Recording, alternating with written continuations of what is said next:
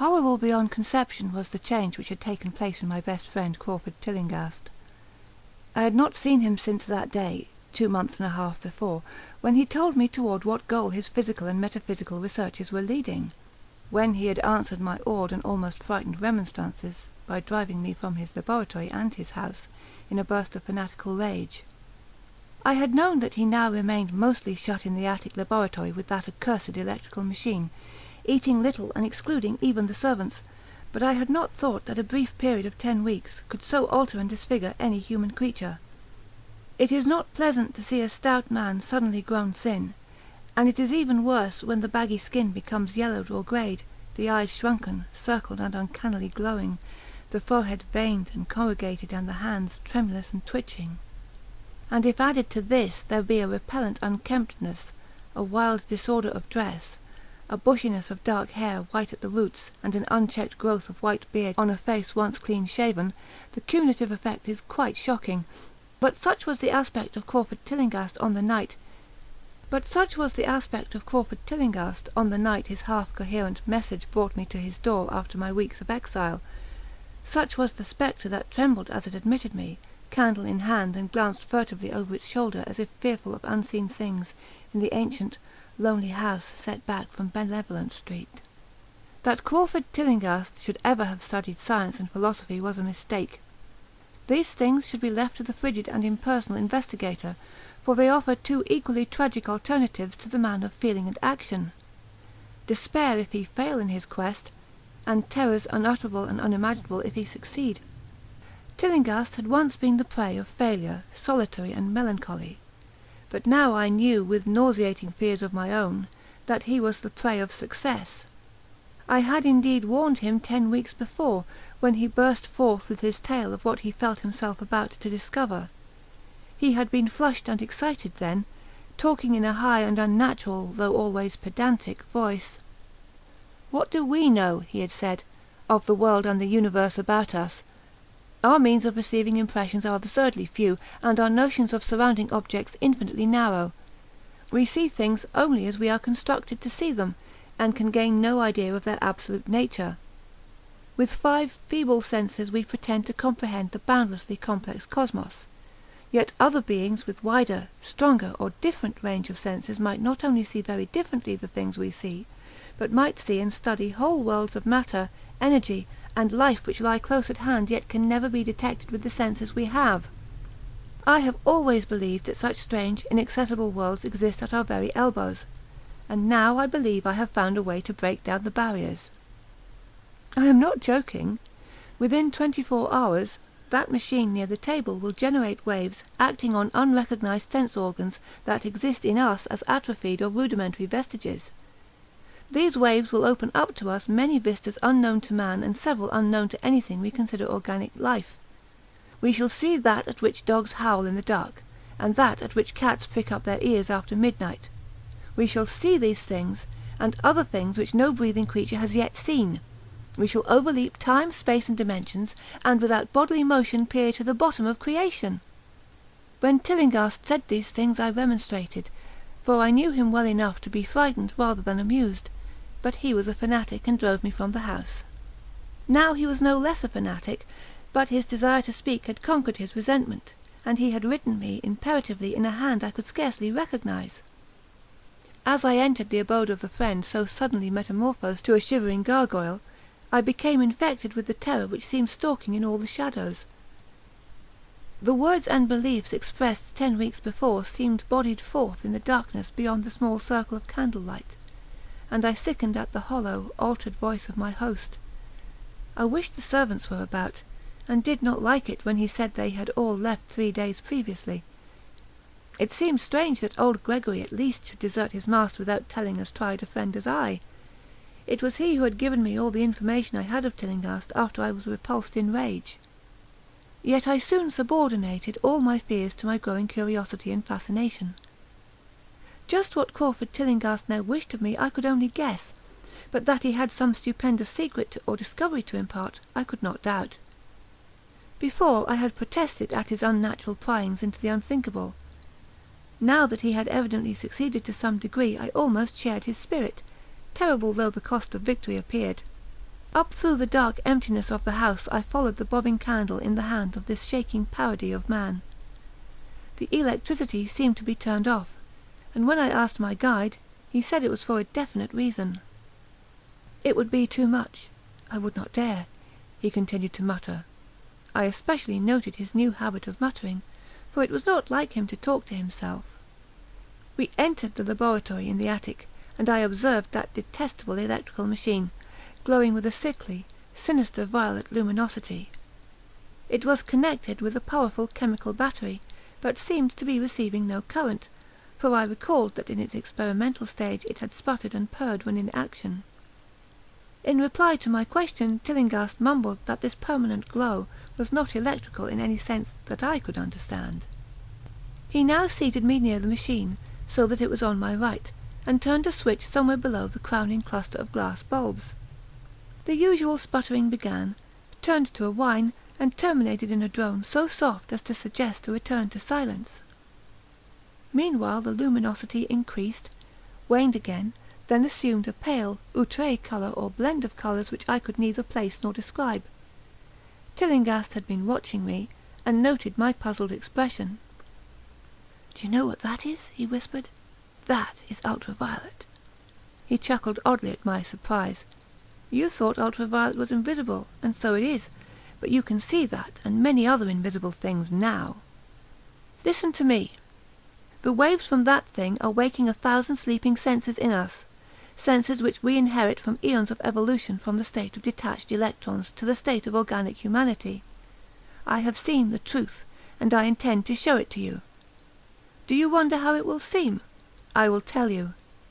Here Tillinghast seated himself directly opposite me, blowing out his candle and staring hideously into my eyes.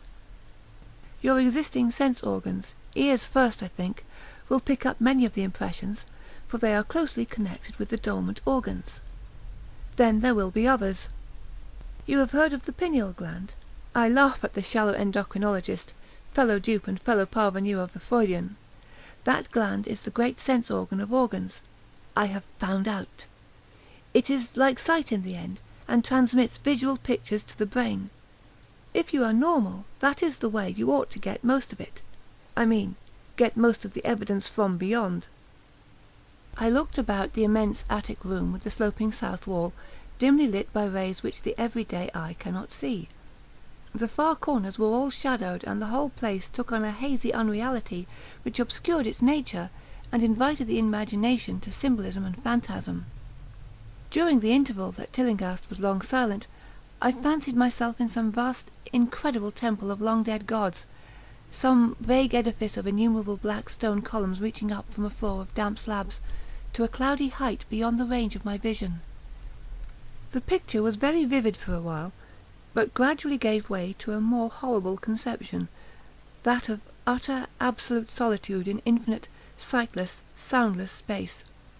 There seemed to be a void and nothing more, and I felt a childish fear which prompted me to draw from my hip pocket the revolver I carried after dark, since the night I was held up in East Providence. Then, from the farthermost regions of remoteness, the sound softly glided into existence.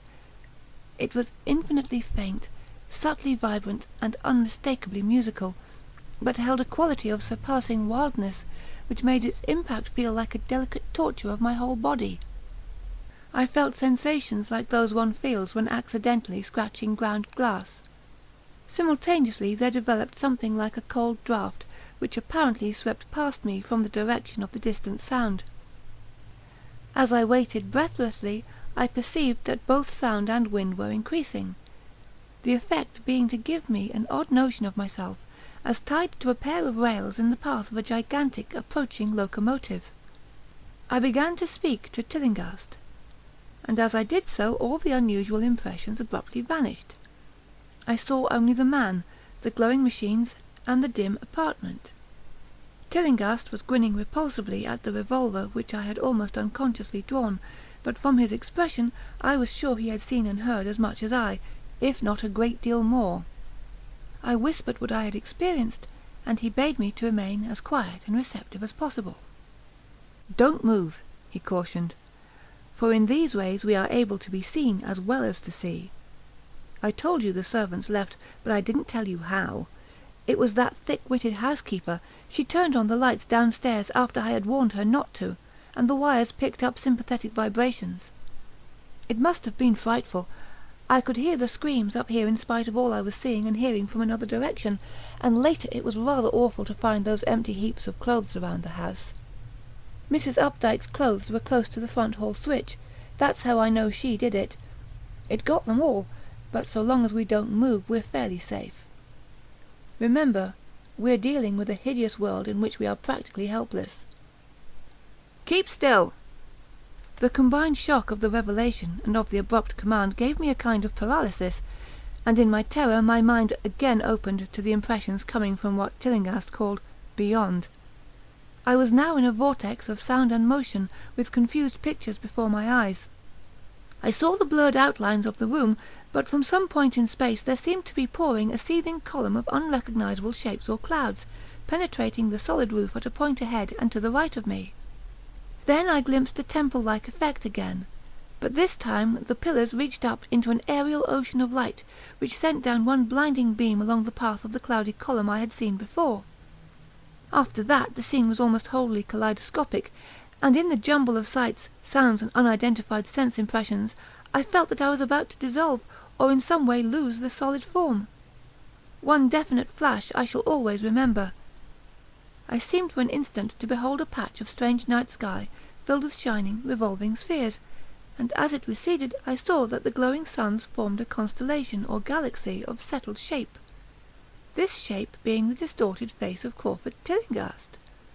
At another time I felt the huge animate things brushing past me, and occasionally walking or drifting through my supposedly solid body, and thought I saw Tillinghast look at them, as though his better trained senses could catch them visually. I recalled what he had said of the pineal gland, and wondered what he saw with this preternatural eye. Suddenly I myself became possessed of a kind of augmented sight. Over and above the luminous and shadowy chaos arose a picture which, though vague, held the elements of consistency and permanence. It was indeed somewhat familiar, for the unusual part was superimposed upon the usual terrestrial scene, much as a cinema view may be thrown upon the painted curtain of a theatre. I saw the attic laboratory, the electrical machine, and the unsightly form of Tillinghast opposite me. But of all the space unoccupied by familiar objects, not one particle was vacant.